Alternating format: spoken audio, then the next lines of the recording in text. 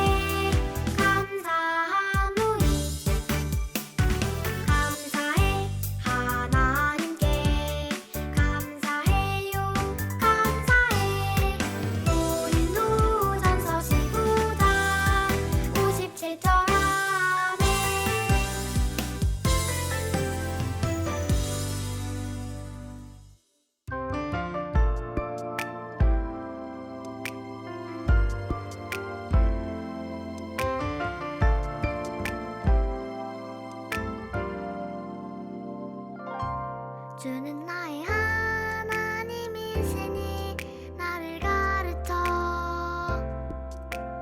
주의 뜻을 행하게 하소서. 주의 영은 선하시니 나를 공평한 땅에 인도하소서. 시편 143편 10절 아멘.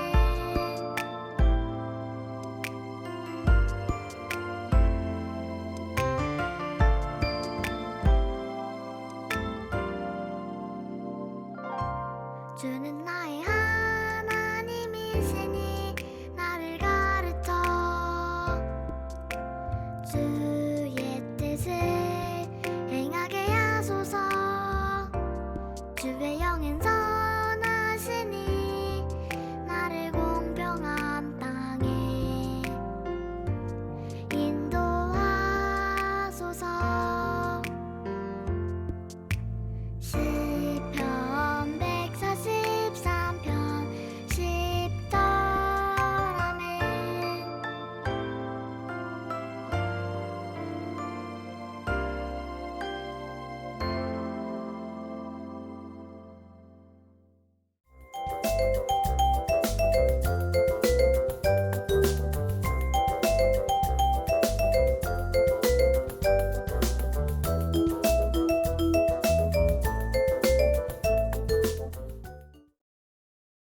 오늘 함께 나눌 말씀은 사무엘하 24장 1절부터 14절 말씀입니다. 그 중에서 1절, 2절 말씀만 다 함께 읽도록 하겠습니다. 여호와께서 다시 이스라엘을 향하여 진노하사 그들을 치시려고 다윗을 격동시키사 가서 이스라엘과 유다의 인구를 조사하라 하신지라. 이에 왕이 그 곁에 있는 군사령관 요압에게 이르되 너는 이스라엘 모든 지파 가운데로 다니며 이제 단에서부터 브엘세바까지 인구를 조사하여 백성의 수를 내게 보고하라 하니. 사무엘하 24장 1절부터 2절 말씀. 아멘. 오늘 말씀 제목은 나의 뜻이 하나님의 뜻이 되어요입니다. 우리말 중에서 유세 부린다 라는 말이 있습니다. 이 뜻은 아주 자신만만한 모습이거나 사람들에게 자랑하는 모습을 표현할 때 사용하고 있습니다. 이 말이 나오게 된 것은 조선시대에 왕이 다른 지역이나 멀리 있는 사람들에게 왕의 명령을 전달하면서 이 말의 의미가 생겨났는데요. 그때 왕의 명령을 담은 통이 바로 유서통이라고 합니다. 왕의 명령이 떨어지면 왕의 전령들이 유서통을 가지고 그 명령을 전달하기 위해 이동을 하였습니다. 전령들이 유서통을 가지고 이동할 때에는 그 누구도 함부로 대할 수 없었어요.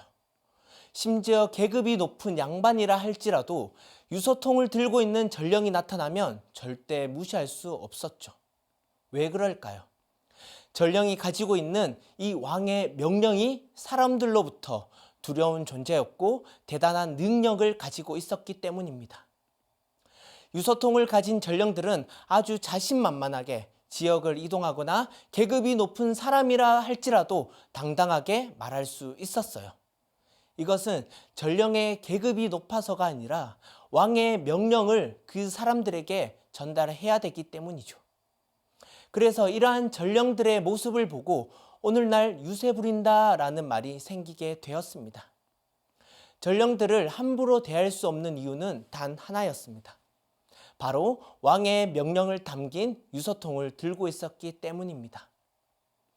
그만큼 백성들에게 있어서 왕의 명령인 그 말씀은 매우 소중하고 가치 있게 여겨졌던 것이죠. 오늘 우리가 읽은 말씀에도 왕이 나오는데요. 왕은 사령관들에게 명령을 내립니다. 그런데 그 명령을 통해 왕은 피할 수 없는 죄를 짓고 맙니다. 왕의 명령이라고 하면 그 누구도 대적할 수 없지만 정작 그 명령을 내린 왕은 큰 뜻을 놓쳐서 재앙을 맞이하게 됩니다.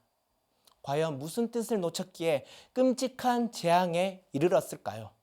그 원인과 뜻을 놓치지 않을 수 있는 방법들에 대해 살펴보도록 하겠습니다.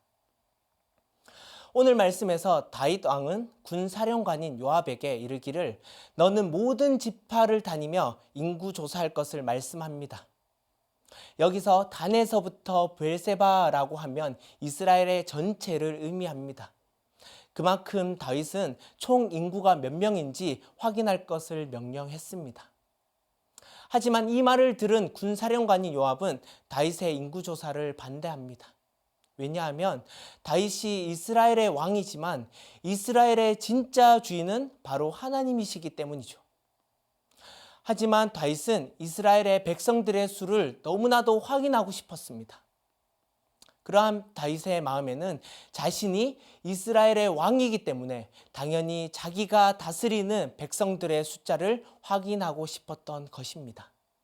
그러자 요압은 다윗에게 아뢰기를 하나님을 그냥 말하지 않고 왕의 하나님 여호와께서라는 호칭을 붙여서 말하고 있습니다.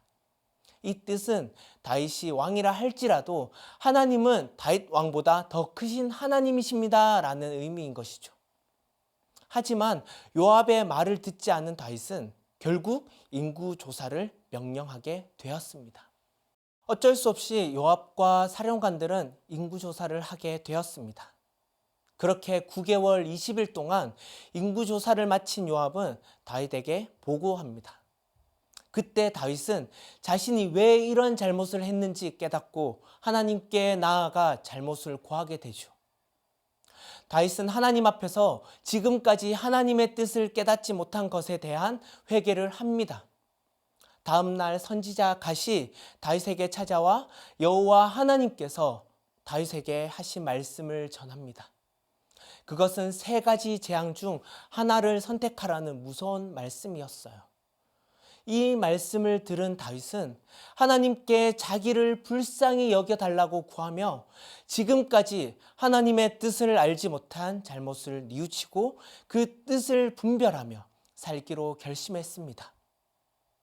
다윗은 자신의 힘을 인구조사라는 것으로 확인하고 싶었던 것입니다. 이것이 무슨 말일까요? 하나님께서 이스라엘의 주인이시라는 것과 그분의 뜻을 제대로 바라보지 못했다라는 것이죠. 그렇다면 다윗이 발견하지 못한 하나님의 뜻을 올바르게 분별하기 위해서는 과연 어떻게 해야 될까요? 크게 두 가지로 나누어 볼 수 있습니다. 첫 번째, 사람의 손이 아닌 하나님의 손을 의지해야 합니다. 다윗이 인구조사를 했던 결정적인 원인은 바로 자신의 손에 들려진 권력이라는 힘을 놓지 않고 싶었기 때문입니다. 본문에 나오는 다윗 왕은 이전에 어렵고 힘든 시간들을 잘 극복했기에 앞으로 그의 인생은 편안하고 권력이 더 커졌을 것이라고 생각했습니다. 하지만 다윗은 절대 놓쳐서는 안 될 것을 놓쳤습니다. 바로 하나님만을 의지해야 하는 마음입니다. 다윗의 인생을 한번 보십시오. 그는 목동 시절 때나 왕의 시절 때 고난과 두려움의 존재는 항상 있었습니다. 다윗은 그러한 순간마다 하나님을 의지하고 신뢰했어요. 하지만 이번에는 하나님을 의지하기보다 사람의 눈과 권력에 더 의지하였던 것이죠. 이러한 사실을 알아서 그런지 다윗은 하나님의 뜻을 깨달았을 때 이렇게 고백을 합니다. 우리가 여호와의 손에 빠지고 내가 사람의 손에 빠지지 아니하기를 원하노라. 하나님으로부터 재앙의 소식을 받게 된 다윗은 지금까지 자기가 범한 죄를 떠올렸을 것입니다. 그리고 결심했죠. 어떠한 순간에도 하나님의 뜻을 올바르게 분별하기 위해서는 하나님의 손을 반드시 의지해야겠다는 것을요. 그것은 선지자 갓이 말한 세 가지 재앙 중 하나를 선택할 때에도 마찬가지였습니다. 사람의 생각과 손으로 판단하면 결국 실수가 일어나고 생각지 못한 곳에서 문제가 발생하게 된다는 것을 다윗은 알았습니다. 그래서 피할 수 없는 재앙 속에서도 하나님의 손에 모든 것을 맡겨버린 것입니다. 이처럼 우리도 모든 순간마다 사람의 손을 붙잡기보단 하나님의 손에 붙들림 받을 수 있도록 우리 스스로가 하나님을 생각하며 그렇게 따르도록 노력해야 된다는 것입니다. 두 번째는 예수님이 우리의 주인이심을 날마다 고백해야 합니다. 다윗의 행동을 통해 하나님이 우리의 주인이심을 고백해야 할 이유를 알았습니다. 그것은 바로 우리가 하나님의 사람임을 놓쳐버리면 하나님이 우리의 주인이 아닌 다른 것이 우리의 주인이 된다는 것입니다. 지금까지 다윗은 여러 차례 하나님과의 관계를 통해 하나님의 사람이라는 자신의 정체성을 깨닫고 그것을 놓치지 않으려고 노력했어요. 하지만 자신도 모르게 권력과 사람의 수를 중요하게 생각한 나머지 이스라엘이 하나님께서 통치하시는 나라인 것은 놓치게 된 것이죠. 그러므로 오늘날 우리도 다윗이 저질렀던 실수를 하지 않도록 주의해야 합니다.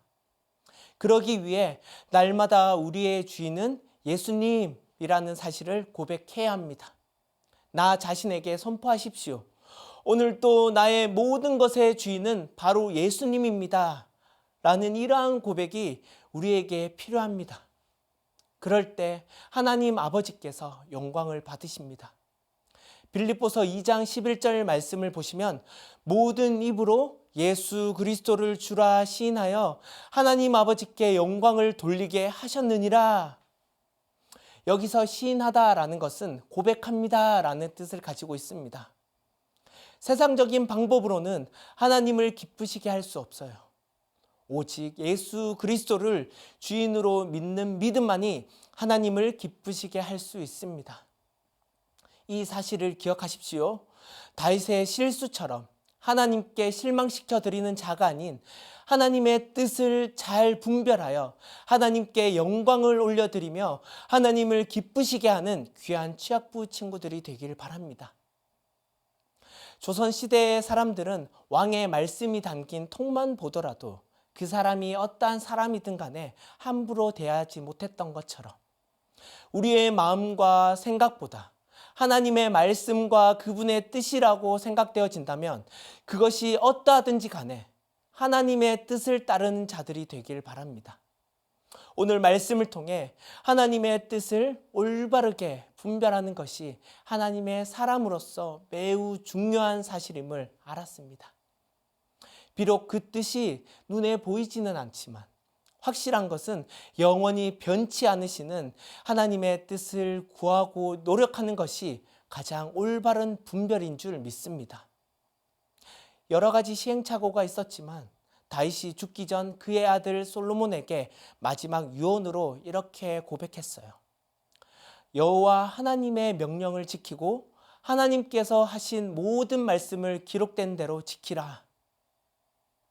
사랑하는 여러분, 우리가 정말 원하는 것이 무엇입니까? 지금 당장은 알 수 없지만 지금 또 살아계시는 하나님의 뜻이 바로 나의 뜻이 되는 것입니다.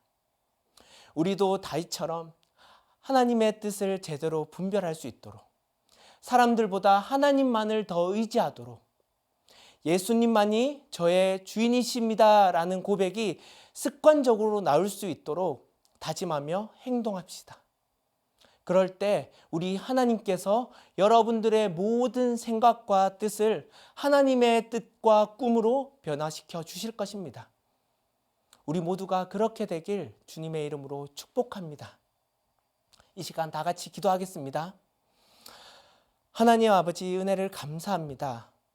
이 시간 하나님의 말씀을 통해 우리의 뜻이 하나님의 뜻이 되도록 분별하며 하나님의 뜻이 우리를 통해 이루어갈 수 있도록 하나님께서 저희들에게 크신 은혜와 능력을 부어 주시옵소서. 이번 한 주 하나님의 말씀을 붙들고 살아갈 때 성령 하나님 저희들과 함께 거행해 주시고 이 말씀대로 살아갈 수 있도록 날마다 분별력과 통찰력과 하나님의 말씀대로 살아갈 수 있도록 주님께서 인도하여 주시옵소서. 감사드리며 이 모든 말씀 살아계신 예수님의 이름으로 기도드립니다. 아멘. 이 시간 주님께서 가르쳐 주신 기도로 예배를 마치겠습니다. 하늘에 계신 우리 아버지여, 이름이 거룩히 여김을 받으시오며 나라가 임하시오며 뜻이 하늘에서 이루어진 것 같이 땅에서도 이루어지이다. 오늘 우리에게 일용할 양식을 주시옵고 우리가 우리에게 죄 지은 자를 사하여 준 것 같이 우리 죄를 사하여 주시옵고 우리를 시험에 들게 하지 마시옵고 다만 악에서 구하시옵소서. 나라와 권세와 영광이 아버지께 영원히 있사옵나이다. 아멘. 이번 한 주간 하나님의 뜻을 올바르게 분별하여 나의 생각과 행동이 하나님이 원하시는 뜻대로 살아가기를 소망합니다. 그럼 우리 다음 주에 만나요. 안녕.